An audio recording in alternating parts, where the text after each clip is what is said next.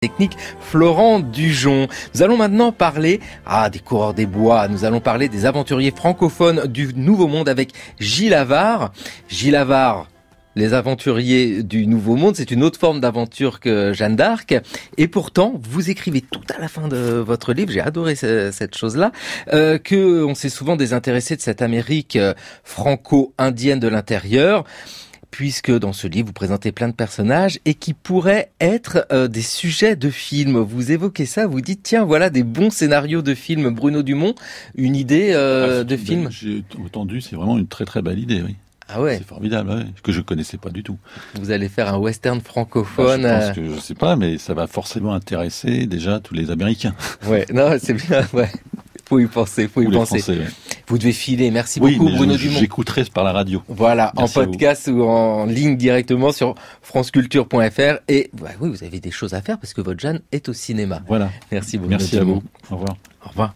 Gilles Havard, vous restez avec nous parce que nous partons en Amérique. Donc vous êtes chercheur au CNRS et spécialiste de l'histoire américaine. L'Amérique fantôme, c'est chez Flammarion. Vous pouvez nous dire qui étaient ces coureurs des bois, qu'on les resitue un peu? Alors, c'était les coureurs de bois d'ailleurs. Je tiens beaucoup aux deux parce que c'est un terme qui est apparu au XVIIe siècle et qui a été forgé par des administrateurs de la Nouvelle-France sur le modèle d'autres termes comme coureurs de bal, de nuit, de prêt-antenne. Et donc à l'origine, c'est un terme assez péjoratif pour désigner ces individus, ces jeunes hommes qui se rendaient parmi les Indiens de l'intérieur pour collecter des pelleteries, notamment des peaux de castor qui servaient à fabriquer des chapeaux en Europe. Donc c'est le luxe, en quelque sorte, qui a provoqué, qui est à l'origine de cette aventure et de ces cultures de la circulation loin dans l'intérieur des terres nord-américaines, au contact donc des Amérindiens. Nous sommes avant la conquête de l'Ouest, nous sommes avant le Far West, nous sommes dans un monde qui est en construction sans vraiment savoir où il va. C'est un monde encore beaucoup francophone, l'Amérique de ce moment-là. En tout cas, ceux que vous avez étudiés, il y a de nombreux francophones, de nombreux Français même. Alors tout à fait. Ce que j'ai voulu faire, en fait, c'est plus une histoire. Alors ça s'inscrit dans le cadre d'une histoire coloniale, parce que derrière toute cette aventure, il y a une dynamique coloniale forcément.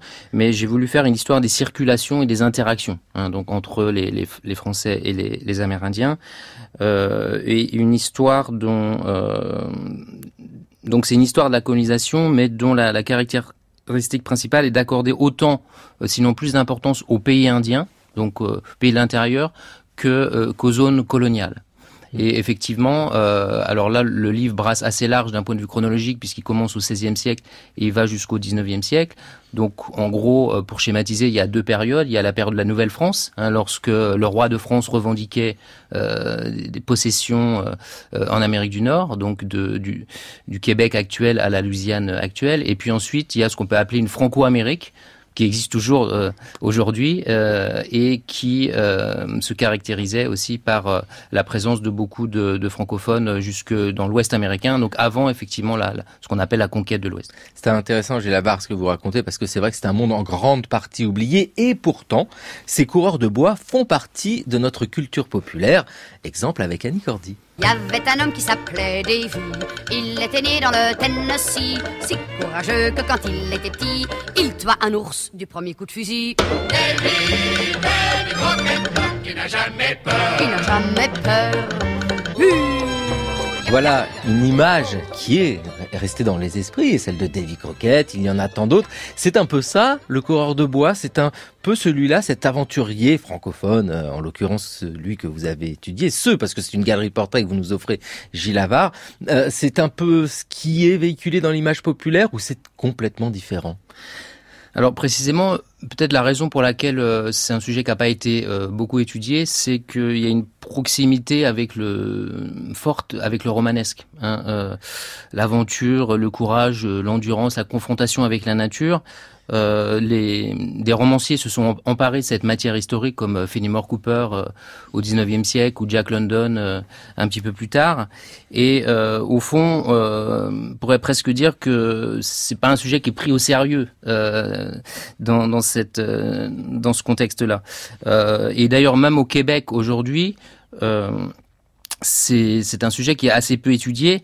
Le coureur de bois, c'est un personnage un peu emblématique pour les Québécois, qui est passé dans le folklore. Par exemple, il y a des liqueurs qui s'appellent coureurs de bois, il y a des savons anti-moustiques qui s'appellent coureurs de bois, il y a des agences de traîneaux à chiens qui s'appellent coureurs de bois, etc.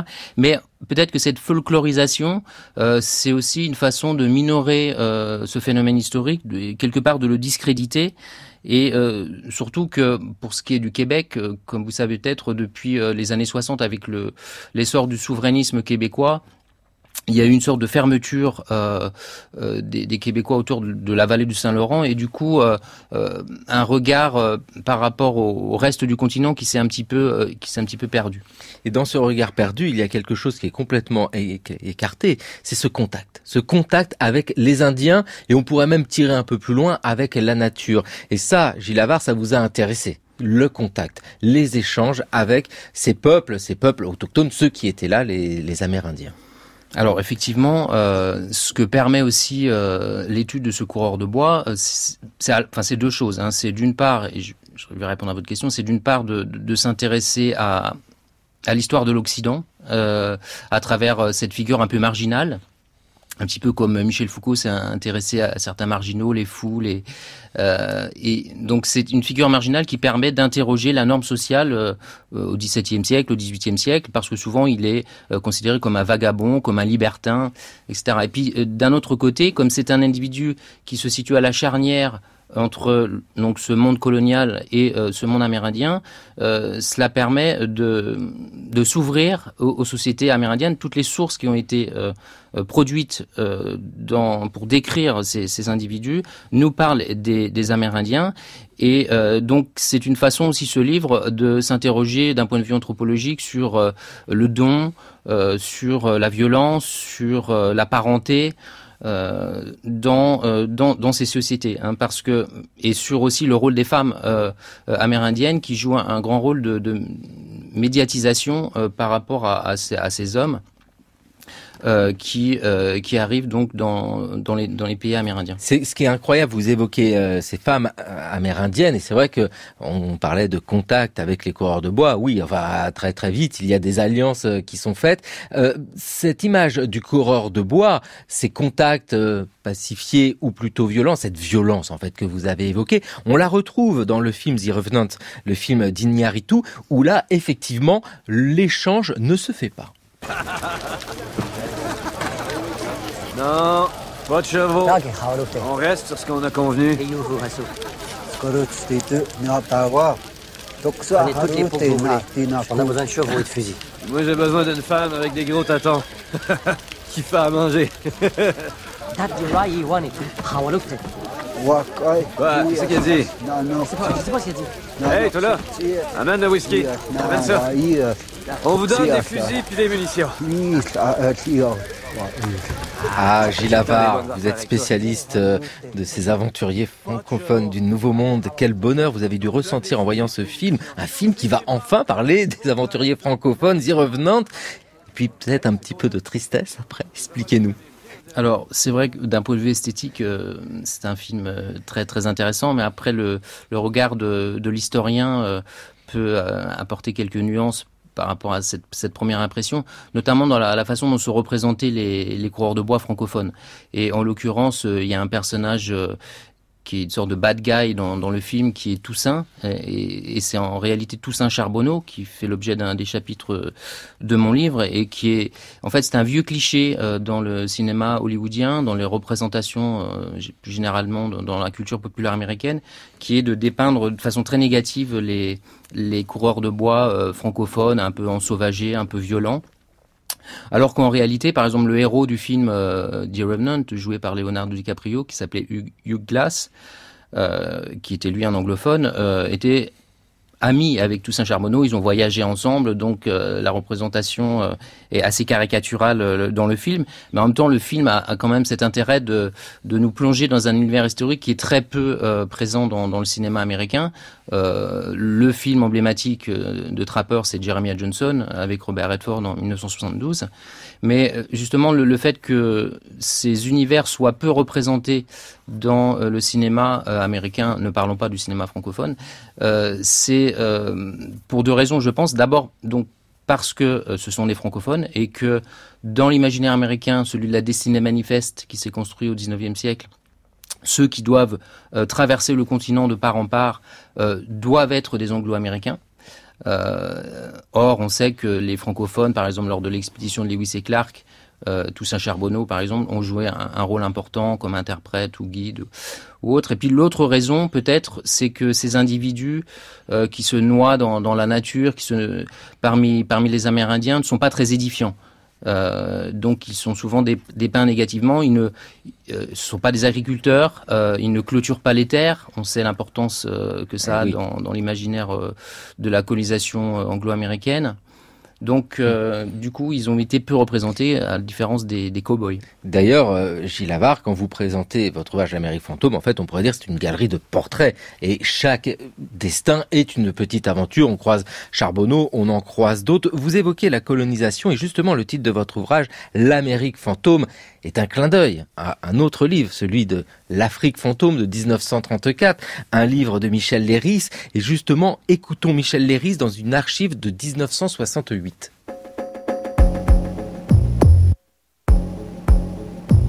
Parmi les injustices sociales, qui sont très nombreuses et très fortes, et qui peuvent révolter, celle qui m'a toujours le plus révolté, c'est l'injustice coloniale.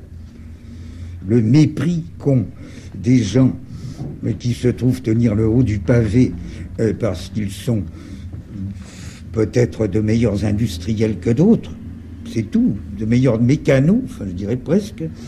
Ce mépris, dont ils écrasent des gens au moins aussi civilisés qu'eux, d'une façon différente, et qui, à beaucoup d'égards, même pourraient leur donner des leçons. On entend de Michel Leiris, donc l'auteur de l'Afrique fantôme. L'Amérique fantôme, c'est un clin d'œil évident. Oui, c'est un clin d'œil évident. Il est clair que ce titre, je ne sais plus quand je l'ai trouvé, mais l'Afrique fantôme, c'est un livre que j'ai lu il y a assez longtemps, même si la signification pour moi est très différente. D'abord, je me compare pas à Michel Leiris et à son livre qui est un monument littéraire et ethnographique. Et puis le titre Afrique fantôme, c'est un titre très introspectif.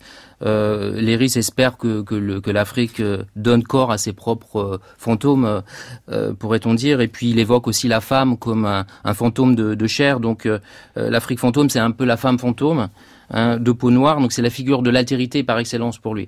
Moi, évidemment, le titre Amérique fantôme n'a rien à voir. C'est pour explorer cette Amérique un petit peu invisible dans nos mémoires, dans nos imaginaires, parce qu'elle a été écrasée par ce dont on parlait tout à l'heure, la destinée manifeste, le western, qui a un petit peu forgé notre imaginaire. Oui, et c'est toujours la même question aussi de la colonisation, comment on s'approprie un espace, un territoire et une nature, parce que ces coureurs de bois que vous décrivez, Gilles Havard, ont un rapport particulier à la nature. C'est-à-dire que nous ne sommes pas avec des cow-boys, comme on peut le voir dans les westerns. Ils ont un rapport complètement différent à l'autre, en l'occurrence à l'Indien, et à la nature.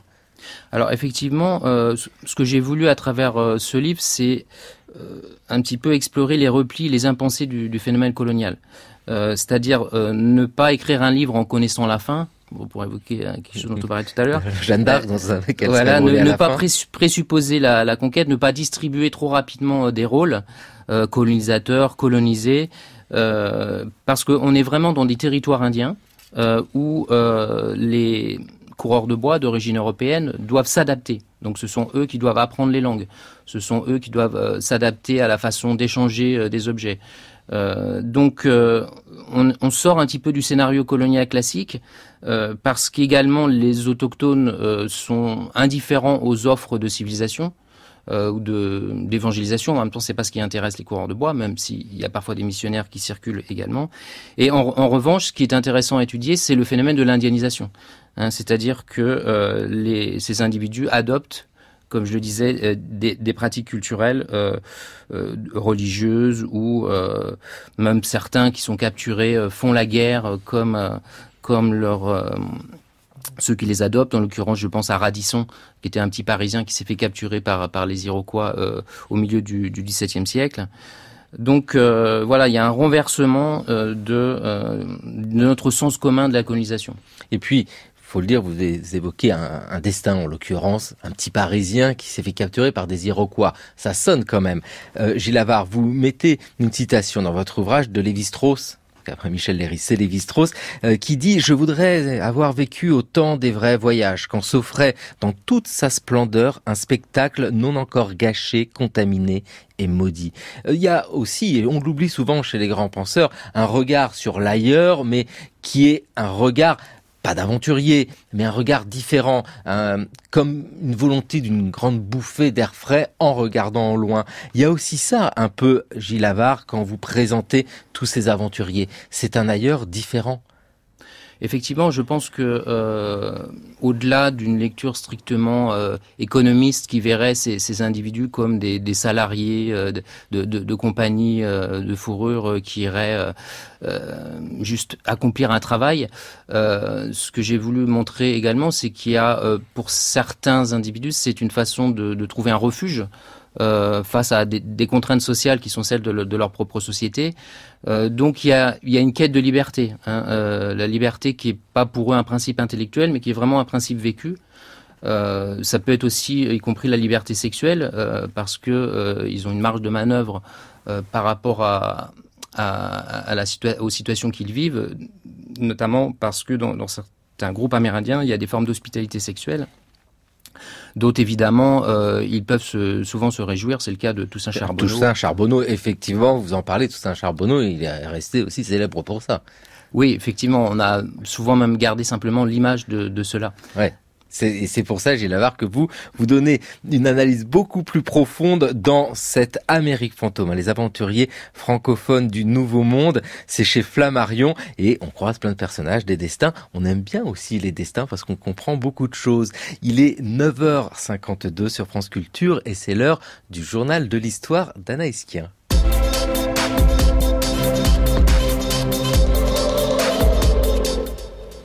Anaïs Kien, bonjour.